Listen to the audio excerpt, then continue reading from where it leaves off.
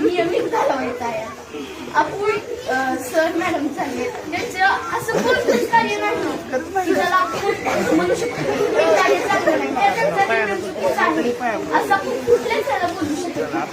मॅडमच्या आणि सरांची ह्या शाळेत किंवा हे जे केली आहे ना एकदम म्हणजे ह्या शाळेत मी जेव्हा माझा भाऊ त्यावेळेस मी सुद्धा व्यवस्थित आणि मी पाहिलं त्या शाळेला असं शाळा म्हणजे म्हणण्याचं कारण होतं. मला वाटतं ती शाळा आता आहे मग ही शाळेपासून ह्या शाळेत बदल असं झाला असं मला कधीच वाटलं नसतं.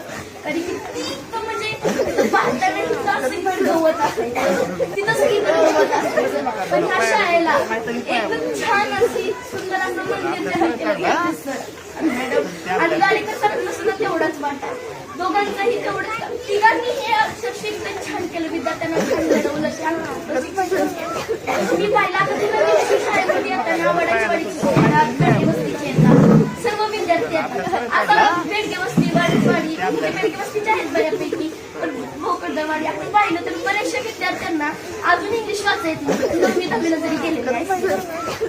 पण ह्या शाळेत असं एक विद्यार्थ्यांना इंग्लिश वाचायला येत नाही, ज्याला फक्त सब्जेक्ट